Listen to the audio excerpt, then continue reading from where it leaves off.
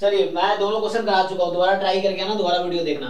Actually जैसे हम लोग जब डिस्कस कर 2022 का जब डिस्कस कर रहे थे ना, तो 22 वाले में ये नहीं कि एक क्लास में ही हो गया था, हमने ये सब पेपर 3-3 4-4 क्लास एक PYQ को 4-4 क्लासेस दिए हैं। 23 में देखना आप 3-4 क्लास में डिस्कस किया होगा, 2022 का 3-4 क्लास दिया है, 2022 में 3-4 क्लास, 2021 में, तो 19, 20, 22, 23 इन 4-5 पेपर में हमने 20 क्लासेस लगाए हैं। आप देखो जाके 15 से 20 क्लासेस इन सिर्फ 4-5 पेपर में लगाए हैं। तो आपको एक पेपर में जो 4 वीडियो सबका देखो, स्किप बड़ा हुआ का देखो, आपको दिख जाएगा कहीं पे मैं सॉल्व कर रखा हूँ। और मुझे याद है मैंने सॉल्व किया है, तो ऐसा हो ही नहीं सकता सॉल्व नहीं किया हो। आपने जो वीडियो देखा उसमें हो सकता है नहीं किया हो, हिंट देके आगे निकल गया हूँ, क्योंकि पहली क्लास में हिंट ही देता हूँ मैं, दूसरी तीसरी क्लास में सॉल्व करता हूँ, जब बोलता हूँ डाउट पूछो। और मुझे ये समझ नहीं आता आप तब क्यों नहीं पूछते, अब क्यों पूछ रहे हैं, मुझे समझ ये नहीं आ रहा कि तब आप सॉल्व नहीं कर रहे थे। साथ साथ में करने चाहिए ना, जैसे साथ में बोलता हूँ सॉल्व करके आओ।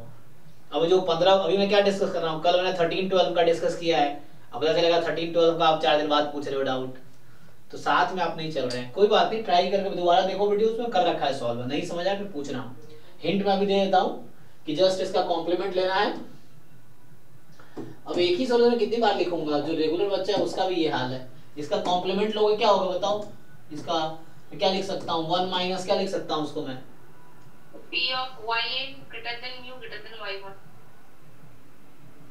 मतलब yn नहीं, आपको ठीक से समझना पड़ेगा कि यहाँ पे ये y1 है, ये yn है, अभी बोल रहा म्यू इसके बीच है, इसका कॉम्प्लीमेंट क्या होगा, y less than y1 y greater than yn। मतलब ऐसा होगा कि यहाँ से अभी म्यू की वैल्यू y1 yn के बीच है, तो कॉम्प्लीमेंट में या तो इधर गया या इधर गया, दो केस है। तो म्यू या तो लेस देन y1 है या म्यू मोर देन yn, ये होगा ना कॉम्प्लीमेंट। जैसे x मान लो 1 से 2, बोला x 1 से 2 के बीच में है, तो इसका कॉम्प्लीमेंट क्या होगा, ऐसा हो जाएगा x more then 2 less than 1, ये होगा। क्या होगा, क्या होगा, तो वैसे ही आप बता रहे हो, अब सोचो थोड़ा दिमाग लगाओ, क्या होगा इसका कॉम्प्लीमेंट। हाँ x greater, हाँ x less than 2 और x greater than 1, x less than 1 x greater than 2, ये तो दे ही रखा है ना जो अब, हाँ मतलब आप कॉम्प्लीमेंट ठीक से लिख के करो। देखो ऐसे हवाबाजी करते गलती होती है अक्सर, आप लिखो, जैसे आपके पास में नोटबुक पेन होगा ना, तो इसको लिखो और फिर कॉम्प्लीमेंट लो, लिख के बताओ। ऐसे नहीं, कई बार हम है ना सोचते कुछ है बोलते हैं, लिख के बताओ तो लिख के सही बताओगे, जब लिखते हम लोग तो गलतियां कम होती हैं। तो आप खुद ही सोचो ना, x की वैल्यू 1 से 2 में कॉम्प्लीमेंट लेंगे तो क्या होगा, ये यहाँ पे करना है सेम चीज कि x जगह म्यू है, अब इसको यूनियन है ये, तो यूनियन है तो क्या होगा, इसको ब्रेक करो, this is more than equal to 0.99, एक लाइन और लिख देता हूं मैं, तो A यूनियन B क्या होता है, यूनिटी प्रोबेबिलिटी पता ही होगा आपको, A यूनियन B का लगाओ इसमें। देखो मैं 10 बार भी सॉल्व कर दूंगा आपको तब भी नहीं आएगा, कई बार बोलता हूं कि मैं कितनी बार भी सॉल्व कर दूं आपको ढंग से तब आएगा जब आप खुद एक बार बता दिया, उसको रिपीटेडली प्रैक्टिस करो कि आपको क्या कॉन्सेप्ट है। वैसे क्या है, मैं सॉल्व कर दूंगा आपको अभी लगेगा आ गया, फिर 4 दिन बाद नहीं आएगा, तो आप मेरे सॉल्व करने के इमीडिएटली बाद खुद से सॉल्व करके देखो क्या हो रहा है, और जब नहीं समझ आया तो पूछो, मतलब खुद आपको पेन जब तक नहीं चलेगा दिमाग में बहुत दिन तक नहीं टिकेगा आपका। ये अब लगाइए A union B, A union B, तो मेनली म्यू कांस्टेंट है, ठीक है ना।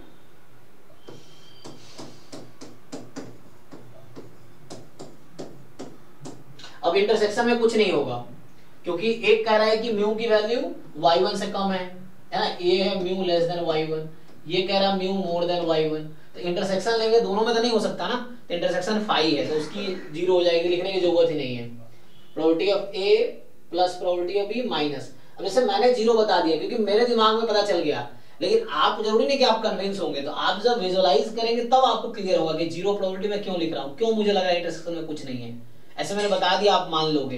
तो इससे क्या होगा, आप अज्यूम कर लोगे, जब आप खुद ट्राई करोगे तो आपको समझ नहीं आया क्या करे, तो आपको खुद यहाँ समझना पड़ेगा लिख के कि कैसे मैं बोल रहा हूँ दोनों में कॉमन नहीं है, क्योंकि ये कह रहा है म्यू की वैल्यू y1 से कम है, ये कह रहा है म्यू yn से ज्यादा है, तो दोनों नहीं हो सकता है ना सेम टाइम पे, तो A इंटरसेक्शन B तो एम्प्टी है ना, क्योंकि ऐसा थोड़ी होगा म्यू यहाँ भी होगा यहाँ भी होगा, तो ये चीज है, तो इसलिए इंटरसेक्शन 0 हो गया। अब ये इसको ठीक कर लो आप, y1 क्या था, first order statistics, order statistics है ना, तो आपको फॉर्मूला पता है 1 minus probability first order statistics more then mu, इसी को दूसरे तरीके से लिख रहा हूं, ये माइनस यहां आया, probability yn less than mu और this is more than equal to 0.9। अभी आपको याद आ रहा होगा मैं फॉर्मूला लिखा था, तो जब आप मुझे फर्स्ट ऑर्डर स्टैटिस्टिक्स का फॉर्मूला बता रहे थे तभी आपको याद आएगा कि हाँ सर कराए थे। आपने बोला था ना जब मैं ये लिख रहा था, इसी में मैंने ये यूज किया था कि प्रोबेबिलिटी x मोर देन, मतलब फर्स्ट ऑर्डर स्टैटिस्टिक्स, मान लो ऐसा है first order statistics more than x, this is same as probability x more than x इसकी पावर n, ये लिखा था उसे मैं। तो आप बताते नहीं सर आप ऐसे लिखो, तो मैं ऐसे करके लिखा था फिर इसी क्वेश्चन को, लेकिन आप तो मानोगे नहीं। तो आपने ये फॉर्मूला बताया था ना मुझे 1 माइनस CDF वाला, हुआ था। तो अभी आपको सर पहले कराए थे, नहीं आप नहीं कराए थे, ये आप बताया जब मैं वो यूज किया था तो आप कह रहे थे नहीं ये यूज करो, फिर मैं ये यूज करके सॉल्व किया था। तो सॉल्यूशन आपने उस दिन भी देखे थे, अभी मैं सॉल्व कर दूंगा, अभी आप देख लोगे सॉल्यूशन, लेकिन आपको तब भी नहीं आएगा। क्यों नहीं आएगा? क्योंकि आप खुद सॉल्व नहीं कर रहे, ये है। तो आप जैसे अभी बताया मैंने, अब खुद लिख के देखो, एक प्रॉपर बनाओ ना, क्योंकि मैं शुरू से ही बोल रहा हूँ, जब स्टार्ट किया था हमने अक्टूबर नवंबर में जब SPY को सॉल्यूशन, तभी मैंने कहा था सब लोग एक पर्टिकुलर PY को, नहीं तो A4 पेज ले लो, कोई दिक्कत नहीं है, आप एक ऑर्डर वाइज 2023 का सॉल्यूशन 1 2 3 4 एंड सो ऑन। तो जब आप दूसरी बार सॉल्व कर रहे होते हैं, जब आपसे नहीं होता है, तो वापस अपना सॉल्यूशन देख लो जाके। अब क्या है, आपके पास अपना सॉल्यूशन रिकॉर्ड ही नहीं है, फिर क्या है, आप फिर मुझसे डाउट पूछते, वही क्वेश्चन जो मैं करा चुका हूँ। तो ये क्योंकि आप खुद सॉल्व नहीं कर रहे हैं ना, ये दिक्कत। आप अपने खुद बनाइए सॉल्यूशन, 2023 का सॉल्यूशन खुद बनाइए, एक एक क्वेश्चन का सॉल्यूशन होने चाहिए, क्वेश्चन 1 से क्वेश्चन 65 का, 22 का 1 to 65, इस तरह से 19 तक का तो ढंग से कर लो। फिर उसके बाद हमने वही क्वेश्चंस किए हैं जो सिलेबस में हैं। तो ये है, जब आप रिवाइज करते हो, रिपीटेडली सॉल्व करना इसलिए जरूरी कि दिमाग से निकल जाती हैं चीजें। जब हम सॉल्व करेंगे तो दिमाग में कॉन्सेप्ट रहेगा, अच्छा यहाँ पे ये कॉन्सेप्ट है इस क्वेश्चन में, तो उस तरीके से यही अप्रोच है। कई बार हमें कॉन्सेप्ट सब पता, आपको ऑर्डर स्टैटिस्टिक्स का पूरा थ्योरी पता है, लेकिन क्वेश्चन में कैसे लगाना है पता ही नहीं चलेगा, क्योंकि वो अप्रोच हमें देखना, स्टार्ट कहाँ से करें, ये मेन होता है क्वेश्चन में, कि कहाँ से स्टार्ट करें, मतलब क्या करें। तो देखते हैं आप क्या क्या गिवन है और कहाँ तक पहुंचना है, उसके बीच की जर्नी कवर करनी। तो कुछ ट्राई करके देखो, कुछ दिमाग में 1000 चीजें एक साथ आएंगी, तो एक एक करके ट्राई करके देखो कि ये इससे क्या हो रहा है, इससे क्या हो रहा है, इससे क्या हो रहा है, ऐसे करके, है ना, तभी तो आएगा ना। चलिए, तो इसको इससे हो जाएगा, ये मैं करा रखा ऑलरेडी। ओके, तो जो क्वेश्चंस रह गए हमारे डाउट में, ये तो 22 का डाउट था, 63। बाकी क्वेश्चंस देखिए जो रह गए थे पिछले क्लास में। एक तो ये रह गया, ये तो अभी कराऊंगा जो बताया इन्होंने। एक तो ये रह गया था, किसी ने ट्राई किया, ये 2015 का है, आप में से किसी ने सॉल्व किया, आंसर आया? तो इसको सॉल्व करने से पहले अगर मैं आपसे पूछूं, मैं एक दो क्वेश्चंस लिखना चाहता हूं, चलो फिर मैं उस पर आऊंगा। ये भी रह गए थे, यहीं से स्टार्ट कर लेते हैं, चलो यही पहले कर लेते हैं। 2013 का ये, तो ये आई थिंक लास्ट क्लास में रह गया था ना। तो ये लास्ट क्लास हम लोग कर रहे थे, तो उसमें नहीं किया था मैंने, क्योंकि देखो, तो किसी ने ट्राई किया हो तो बताइए, अगर आपने सोचा हो क्या कर सकते हैं।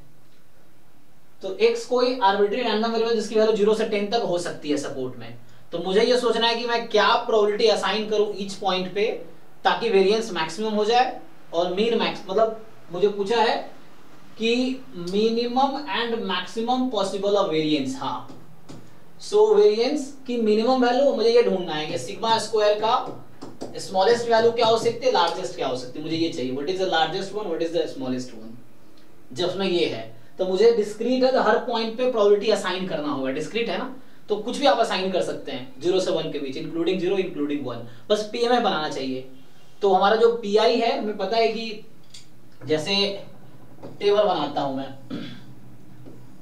सो एक्स पी एक्स। हाँ, और मैं चेक कर रहा था लास्ट ईयर ये दोनों क्वेश्चन छूट गया था, तो लास्ट ईयर जब मैं वीडियोस देख रहा था पुराने, पिछले साल में पीवाईक्यू कराया था, तो ये भी क्वेश्चन रह गया था, लेकिन उस समय रह गया था। हालांकि मुझे याद है बाद में मैंने कराए थे, तो मुझे अभी आज सॉल्यूशन जब मैं कर रहा था तो मुझे याद आया कि हाँ वहां तो मैंने कराया था। मतलब बाद में जब होता है ना, जैसे सयानी जैसे है अभी, जैसे पूछती है 5 क्लास बाद 10 क्लास बाद, तो वैसे ही बच्चे ने बहुत बाद पूछा था, तब मैंने कराया था डाउट क्लास में ये क्वेश्चन, तो उस समय।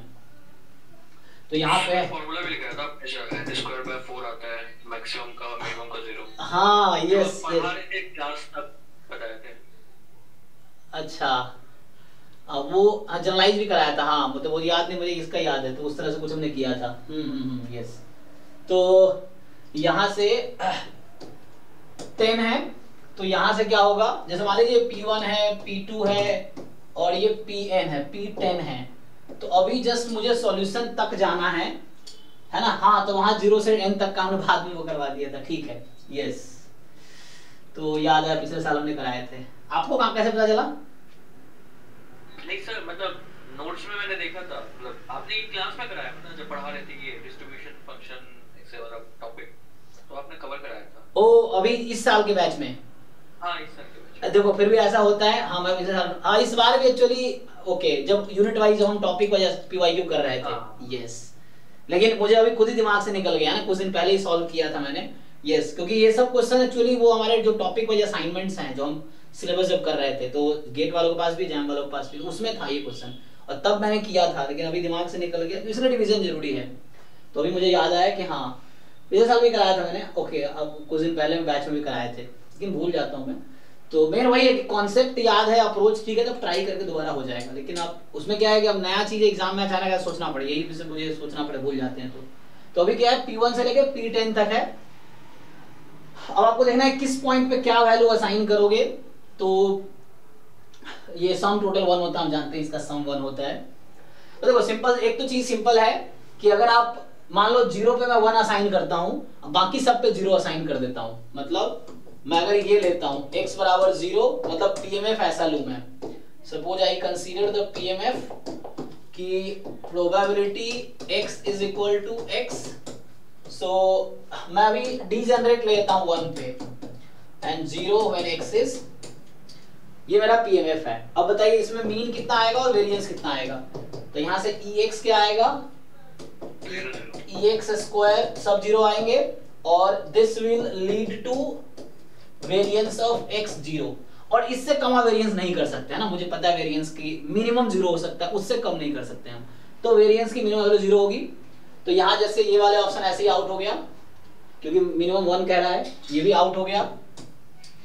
0 तो पॉसिबल है ना, एक केस ऐसा मैंने एक PMF ऐसा ढूंढ लिया जैसे वेरिएंस 0 हो गया। ऐसे भी थ्योरम भी है कि डीजेनरेट का इवन मैंने 0 पे असाइन किया है, मैं किसी पे भी असाइन करूंगा तो वेरिएंस 0 ही आएगा। अगर मैं किसी भी एक पॉइंट पे 1 असाइन, मतलब डीजेनरेट एट 0 लिया मैंने, मैं डीजेनरेट किसी भी पॉइंट पे लेता तभी वेरिएंस 0 ही आता, ठीक है ना।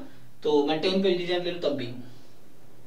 अब एक्चुअली होता क्या है, अब मुझे ये सोचना है कि हालांकि बीच में बहुत सारे केसेस हैं, मैं बाइनोमियल जैसे असाइन कर सकता हूं ईच PI को, मैं यूनिफॉर्म डिस्क्रीट बना सकता हूं, ये और भी बहुत सारे डिफरेंट वे है डिस्ट्रीब्यूट करने के प्रोबेबिलिटी इस पॉइंट पे। लेकिन हमें ये सोचना है ऐसा कौन सा केस है इसमें हाईएस्ट वेरिएंस होगी, तो उसके लिए बहुत एक्सपेरिमेंट करना पड़ेगा आपको। तो सीधा कंक्लूजन इसका बता देता हूं, और ये मैंने थ्योरम जैसे लिखाया था लास्ट टाइम, यस। तो उसमें तो दूसरा PMF मैं बनाता हूं। देखिए हम क्या करते हैं कि हाफ लेता हूं मैं जब x 0 है और हाफ लेता हूं मैं जब x 10 है और 0 अदरवाइज, ठीक। ये भी एक PMF है। चलिए इसका ट्राई करते हैं। तो यहां से आप EX निकालिए, कितना आएगा, EX स्क्वायर निकालिए, कितना आएगा। और हालांकि ये थ्योरम जैसा है, मतलब मैं थ्योरम जैसा बना सकता हूं, वहां भी मैंने बताए होंगे, तो उससे आ जाएगा। बताइए, तो यहां से EX स्क्वायर, तो जैसे यहां से EX तो आपका 5 आ गया, EX से स्क्वायर करेंगे तो 100 इंटू 2 1/2, तो 100 इंटू 1 50 हो जाएगा। तो वेरिएंस कितना आ गया, 25। तो ये एक केस है। अब बीच में एक्चुअली मैं यहां तक पहुंच गया हालांकि, लेकिन यहां तक पहुंचने में बहुत सारे एक्सपेरिमेंट करने पड़े मुझे। तो आप कोई और वे ट्राई कर सकते हैं, किसी और केस में कुछ भी निकालेंगे वेरिएंस 25 से कम ही आएगा। आप चाहो तो खुद ट्राई करके देखो। तो ये एक ऐसा केस है जहां पे आपके पास हाईएस्ट वेरिएंस मिलेगा। तो आंसर जो है ये होगा। तो ऐसा कोई केस नहीं मिलेगा जहां पे आप 30 वेरिएंस बना लो। चेक करके देखो, आप खुद पे एक्सपेरिमेंट कर सकते हो। तो ये एक ऐसा केस है जहां पे वेरिएंस 25 होगा और इससे कम नहीं हो सकता, है ना। अब यही चीज हम लोग 0 to n के लिए कर सकते हैं। अब कि अगर मेरे पास x का सपोर्ट होता 0 1 to n, तो ये वाला ऐसा PMF है जहां हाईएस्ट वेरिएंस मिलेगा। तो यहां मैं क्या करता, x is equal to x, half जब x 0 है, हाफ जब x n है और 0 अदरवाइज। तो यहाँ केस में हम फिर से निकालेंगे। तो EX हमारा आ जाएगा n/2 और EX स्क्वायर हमारा आ जाएगा n² by 2, और यहाँ से वेरिएंस x निकालेंगे आप, तो सो उसमें जब आप फाइंड करेंगे so this will lead to n by, है ना, तो ये n square by 2 minus n square by 4, तो कितना आ जाएगा n स्क्वायर बाई 4। ठीक है, तो n कितना था, तो ये इन जनरल आंसर हो गया। तो आप ऐसे याद रख सकते हैं, जब अगर कोई मुझे दे रखा हो x takes value 0 to n, तो जो इसका वेरिएंस होगा that variance of x will always lie between this, ये रहेगा, चाहे n हमारा कुछ भी हो। तो n हमारा 10 है तो 100/4 मतलब 25 आ गया। तो ये केस है इसका। ठीक है, तो लोएस्ट और हाईएस्ट पॉइंट पे मेनली कॉन्सेप्ट क्या होगा कि जो स्मॉलेस्ट और लार्जेस्ट सपोर्ट है उस पे हाफ हाफ मास दे दो, बाकी पे 0 कर दो, तो इस केस में हाईएस्ट वेरिएंस मिलेगा। अच्छा, वेरिएंस क्या होता है ना कि जो square of deviation from mean, है ना, sum of square of deviation from mean. तो यहाँ पे यही हो रहा है कि जो पीक पॉइंट्स हैं स्मॉलेस्ट लार्जेस्ट एक्स है, उस पे हमने हाफ हाफ प्रोबेबिलिटी दी है, तो जो बीच का मीन आ रहा होगा ना उससे जो डिस्टेंस है वो लार्जेस्ट होगा, इसीलिए वेरिएंस हाईएस्ट आ रहा है। अगर आप डेफिनेशन देखेंगे मीन का, तो मतलब जो प्रैक्टिकल जो डिस्क्रिप्टिव स्टैटिस्टिक्स में डिफाइन किया होता है variance, there is a sum of the square of the deviations from the mean, ये है। ओके, तो इसका तो हो गया। नेक्स्ट इस पे आते हैं। तो जैसे जैम में एक क्वेश्चन है, मैं पहले आपको एक दो क्वेश्चन लिखता हूं जो जैम में ऑलरेडी आ चुका है, तो उससे अगला क्वेश्चन रिलेटेड है कि मान लीजिए ऐसा है x2 x3 they are IID continuous random variable. तो आपसे वहां पूछा गया था what is x1 upon x1 plus x2 plus x3। मैं पहला ये पूछता हूं और दूसरा मैं पूछता हूं what is expectation of x1 given x1 plus x2 plus x3 बराबर t, या लेट्स से चलो t, ताकि रिलेट कर पाए हम। बताइए इन दोनों का आंसर।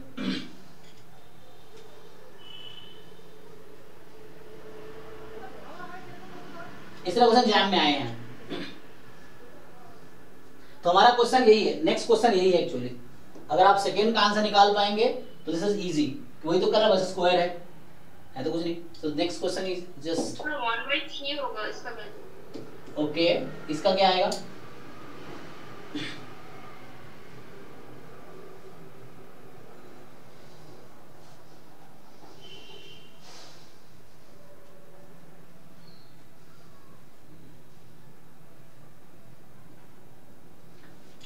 चलिए हिंट के लिए पहले वाले का हिंट ये है कि आपसे पूछा जाता है x1 plus x2 plus x3 upon x1 plus x2 plus x3।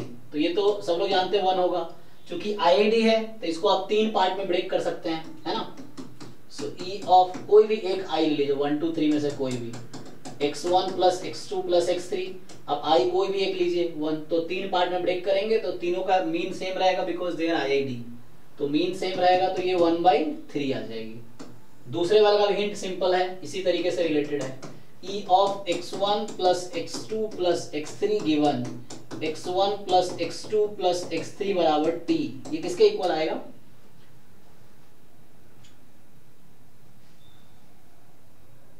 वहां अपॉन था, this is the ratio, this is the ratio, this is the conditional, ठीक है ना, this is the given conditional.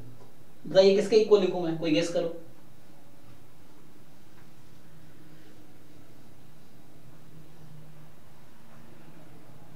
Guess तो करो, क्या इसमें दिक्कत क्या है? Expectation of sum given sum is t।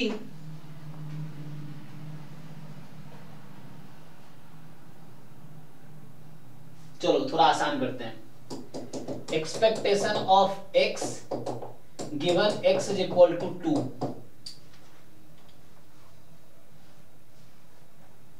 अगर ये क्वेश्चन आता है, चाहे x कुछ भी हो, x कोई भी रैंडम वेरिएबल है, कितना आएगा? 2। हाँ 2, यस, क्योंकि x असाइंड है, x डिजेनरेट यहाँ पे, मतलब x गिवन है, तो ये 2 ही आएगा। स्पेशली ठीक है, हाँ, तो वहां पे क्या आएगा? t। तो वहां पे t आएगा। अब ये t आ गया, अब फिर से ऊपर वाला लॉजिक लगाओ। इसको मैं ब्रेक कर सकता हूं 3 पार्ट में, क्या?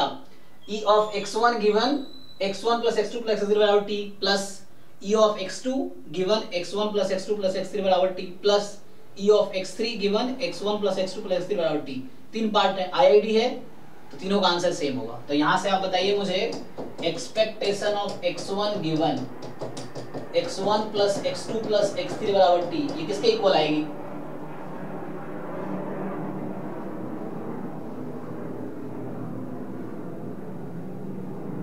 ये तो मुश्किल नहीं है ना कोई तो बताया मैंने। t/3। हाँ t/3, तो यहां से t/3 आ गया, तो अगला क्वेश्चन नहीं हो जाएगा। चलिए इस अप्रोच को यूज कीजिए, तो यहाँ भी t/3 आएगा। सो यूज दिस अप्रोच हियर। अब ये आप कर लेंगे आप सॉल्व, ये अप्रोच यहाँ यूज कीजिए। तो मैं सीधा सीधा पूछता हूँ phi t is equal to what? सीधा सीधा बताओ, ये जो psi t है, psi t is equal to what? t होगा। ठीक है, होगा। दिमाग वहां क्यों लगाते तुम? देखो ध्यान से, t/3। ये किसके इक्वल है? t के इक्वल है, t/3। वही ना, सोच के बताओ। तो सेम लॉजिक है, यहाँ भी करूंगा x1 square plus x2 square plus x3 square given this, फिर 3 पार्ट में ब्रेक कर देंगे। ईच का आंसर सेम रहेगा बिकॉज IID है, तो सब मतलब रैंडम वेरिएबल इक्वल नहीं है, डिस्ट्रीब्यूशन इक्वल है उसका, ये चीज है। तो यहाँ से ये t/3 हो गया। अब मुझे psi t मिल गया, तो क्या ये नहीं निकल जाएगा? अब तो एक्चुअली मेन psi t ढूंढने में था, psi t is t/3। अब ये मुझे psi t t/3 आ गया, तो हो गया हमारा काम t/3। अब ये निकालिए, तो ये आ जाएगा कितना? एक्सपेक्टेशन ऑफ psi t की वैल्यू t/3 है, तो t की जगह ये वैल्यू है, तो psi t इज दिस, तो psi t is x1 plus x2 whole square by 3। अब ये निकालिए 1/3 बाहर, e of x1 square plus x2 square, तो वो दे रखा है इंफॉर्मेशन, इसको खोल सकते हैं आप। x1 square plus x2 square plus x3 square, sorry 2x1 x2 हो जाएगा। तो यहां से ये इसके इक्वल, ये इसके इक्वल। अब इसको हमें सब कुछ क्वेश्चन में गिवन है यहाँ पे, तो यहां से आ गया 1/3 बाहर, x1 स्क्वायर का मीन मतलब 15/4 प्लस 2ex1 इंडिविजुअली 0 है, तो ये इंडिपेंडेंट है, तो अलग अलग हो जाएगा यहाँ पे ex1 ex2, तो ये 0 हो जाएगा। तो कितना आ गया? 30/4 इंटू 1/3, तो 3 से 10, और 10/4 कितना होता है? 2.5, तो दिस इज 2.5। तो ये मुश्किल क्वेश्चन नहीं था, ये क्लिक नहीं कर रहा था लास्ट टाइम, है ना, क्योंकि हम पूरा सॉल्व किए जा रहे थे, तो लास्ट टाइम मेरे दिमाग में क्लिक नहीं कर रहा था कि ये x1 स्क्वायर इसी का एक पार्ट है, और x1 x2 x3 तीनों IID है। तो ओके, तो चलिए हो गया। तो हमने एटलीस्ट 2 क्वेश्चन कर लिए, फंस गया लास्ट में, है ना। तो ये वाला भी हो गया, इसका आंसर भी आ गया, और इसका आंसर भी आ गया। चलिए नेक्स्ट जो है, अब ये क्वेश्चन अभी डाउट था, चलिए इसको देखते हैं। तो ये 2015 से ही है कि x पॉइसन लैम्डा है और डेल्टा x अनबायस्ड एस्टिमेटर है g लैम्डा का। तो इसका मतलब है expectation of delta x is equal to g lambda, unbiased का डेफिनेशन है ना। तो expectation of delta x is g lambda, तो इसको जो ओपन करेंगे आप, तो इसका मतलब क्या है? तो ये तो g लैम्डा दे रखा है, इसका मतलब है summation delta x into probability at x from Poisson, है ना, 0 से इंफिनिटी, नहीं हाँ 0 से ना, पॉइजन का सपोर्ट क्या होता है? 0 से स्टार्ट होता है, तो 0 से इंफिनिटी, और g लैम्डा दे रखा है e की power minus lambda 3 lambda square plus 2 lambda plus 1। अब यहां देखो ध्यान से, तो ये प्रोबेबिलिटी एट x क्या होता है, और ये जो सिलेबस कवर किया ये सब क्वेश्चन मैं वहां भी किए हैं ऑलरेडी। सो डेल्टा x, बोले बात है मैं खुद ही भूल जाता हूँ सॉल्यूशन, क्योंकि रिवाइज मैं नहीं करता ना इस तरह से, जब सोचते हैं फिर दिमाग में आता है, हाँ तो रिवाइज करते रहेंगे तो आपके टिप पे रहेगा वो। तो ये है, तो यहां से क्या रहेगा? अब इसका है e की पावर माइनस लैम्डा, लैम्डा की power x upon x factorial बराबर e की power minus lambda 3 lambda square plus 2 lambda plus 1। अब इसको बाहर देखो, ये तो समेशन x पे है ना, तो ये तो बाहर आ सकता है, बाहर आएगा तो कैंसिल।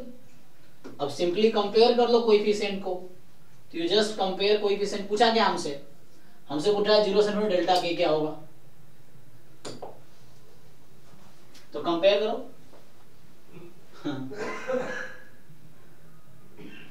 तो इसको खोलोगे तो क्या बनेगा, ये डेल्टा 0 लैम्डा की पावर 0/0 फैक्टोरियल, डेल्टा 1 लैम्डा की पावर 1/1 फैक्टोरियल, क्योंकि this holds for all lambda more than 0, है ना, ये यहाँ पे this holds for all lambda more than 0।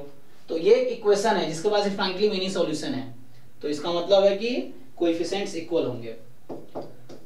Delta 2 lambda square by 2 factorial, delta 3 lambda cube by 3 factorial, dot dot dot, left side में and right side में क्या बचा हुआ है, 3 lambda square plus 2 lambda plus 1। इसको कंपेयर करके मुझे आप बताइए what is value of delta 0, what is value of delta 1, what is value of delta 2 and what is value of delta 3 and so on। Compare करके बताओ। Sir delta 0 का value 1 होगा, delta 1 का वैल्यू 2 होगा और डेल्टा 2 का value 6 होगा। बाकी लोग चेक कर लीजिए एक बारी। डेल्टा 3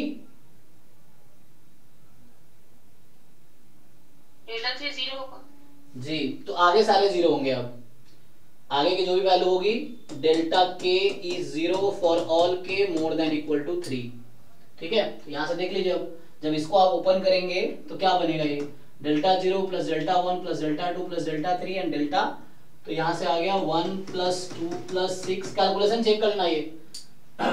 तो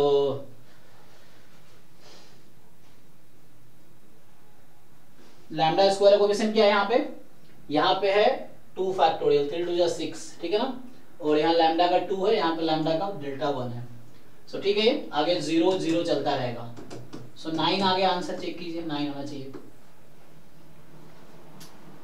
डन। तो और कोई डाउट है तो बताइए। 2023 से लेकर 2012 तक हमने डिस्कस कर रखा है ऑलरेडी।